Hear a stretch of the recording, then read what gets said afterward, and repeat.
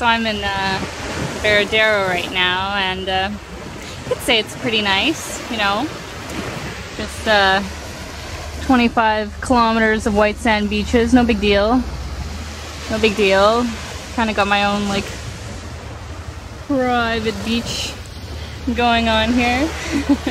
It's great because just behind me here, you just go through these like tropical bushes and 2-minute walk, and you're at the casa that I'm staying with. So it's been absolutely amazing, kind of just having a private sort of area. I mean, it's not private by any means, but like lots of the people stay where like the big hotels are, or even at the smaller hotels kind of further down the coastline. And I'll hang out there once in a while because they got like, you know, some lounge chairs, or like they got a nice little tiki bar or something like that. So I'll go down there if I want to use that. But usually I'm the kind of person that would prefer to have the beach to themselves and not have any kind of noise. So this has been just like absolutely amazing. I'm not a beach person. I usually never choose like a beach vacation over like going to the mountains or doing something else kind of active in nature or something. But honestly, this has been nice. Like, this has been really nice. Absolutely beautiful country, wonderful, friendly people. Safety, honestly, really isn't even too much of a factor. Like, I was expecting that, you know, I don't want to be out walking by myself late at night, but no issues whatsoever. Sure, you'll get like the odd cat call or something like that, but nothing really worse than that. So amazing things aside, there are a few things that definitely I didn't quite expect, and not that they're big deals, but just kind of interesting. Just the fact that it's very, very limited what you can get here. You go into the grocery stores and honestly, there's next to nothing on the shelves, first of all, and second of all, as far as food goes, it's almost all processed, pre-packaged sort of food. All the basic things that we kind of take for granted in North America, it's really hard to access them here. Second of all, Wi-Fi or internet in general, it was quite a process. You have to buy these like Wi-Fi cards at one end of town, and you have to go to the other end of town to use them.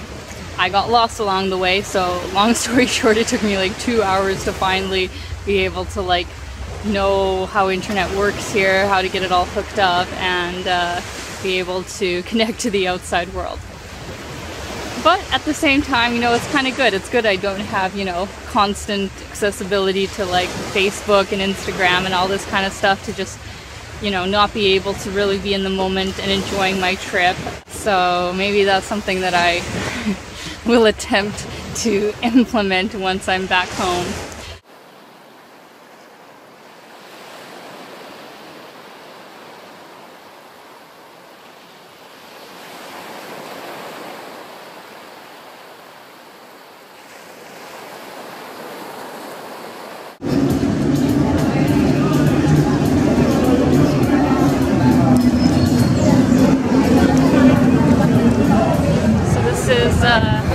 Around the area where I'm staying.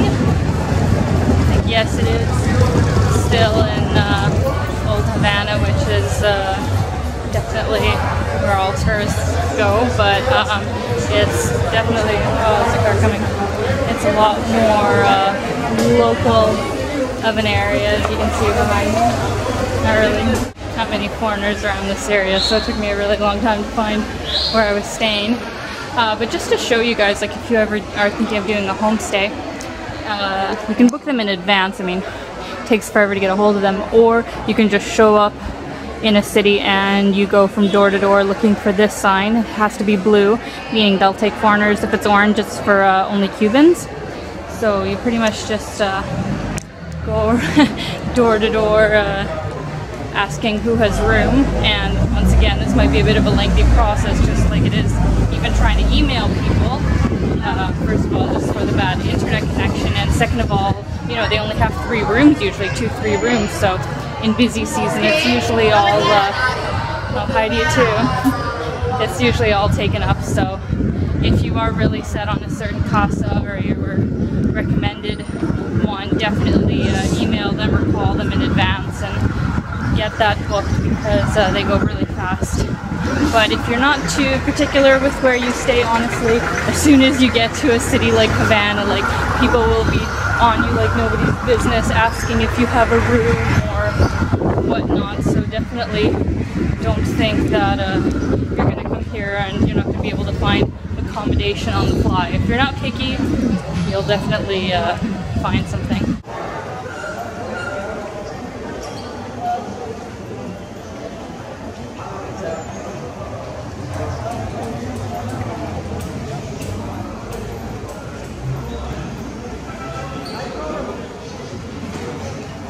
Really do feel like you kind of stepped back in time. You see all these like old 1950s cars driving around, and you know, obviously they're doing a restoration of the city since it's a UNESCO World Heritage Site, but a lot of it is still definitely untouched for the last 60 years, so you can definitely see the decay on the buildings, but I think that's honestly what makes it all that much more beautiful. Okay, I had to think for a minute. I'm like, where are we right now? So we are in the Plaza Vieja, which is the old square. I'll give you guys a little tour.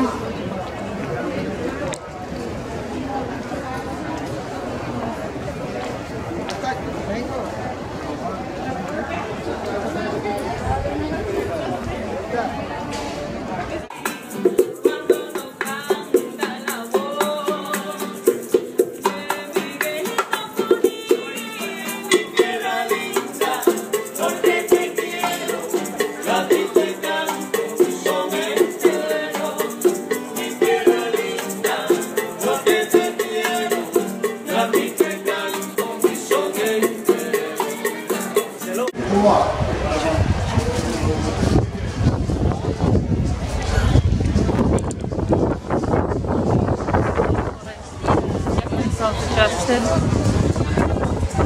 So I'm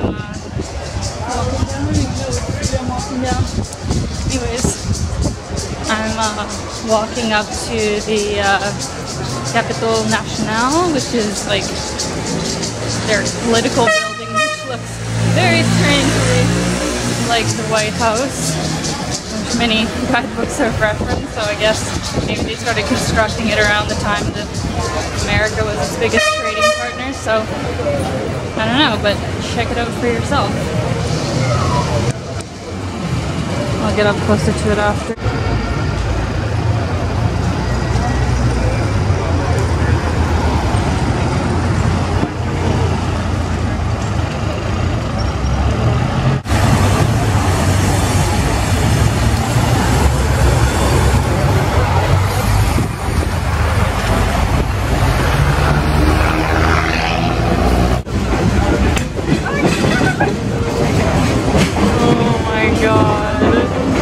Jesus Christ.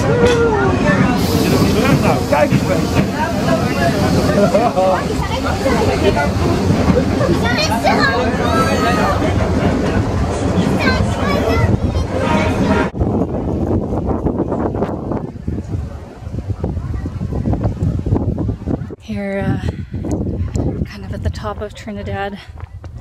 It's just like a really great view before the sunset. Oh, I'm out of breath. Anyways, I have been getting lots of messages actually while I've been on this trip from some friends and stuff, kind of asking me, you know, about the way I chose to go. Oh, I'm gonna fall. Wow. Talking and climbing down a mountain is not easy. Okay. Anyways, yeah, lots of people have asked me, you know, like, how did you set this up? How did you go about this? How did you find out about this? You know, the reason that I kind of went with Cuba was because I was like looking at plane tickets, and I already knew I had to spend like $900 to go visit my parents at Christmas. So I was thinking, okay, where else does WestJet fly that I could kind of add in there and get a really good price? So for $170 more, I was able to come here. And it was so well worth it because check out this view.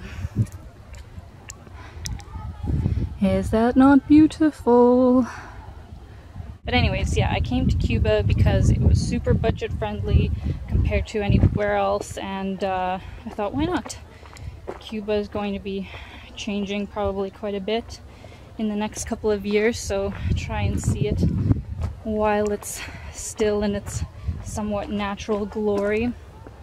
Oh, Jesus Christ. Okay.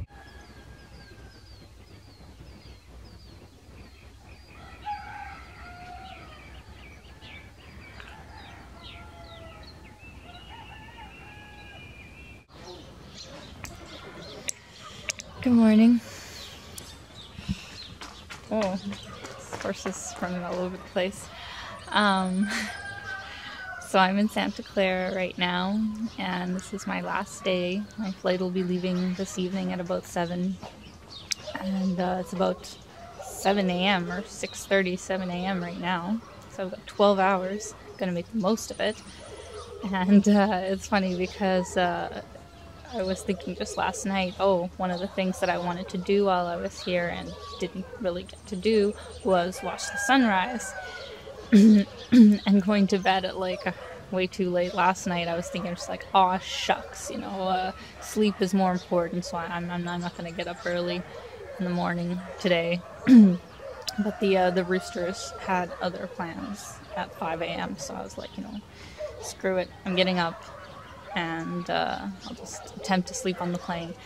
But anyways, yeah, it was really nice. Really great being here in the countryside. I'll give you guys a little look around here.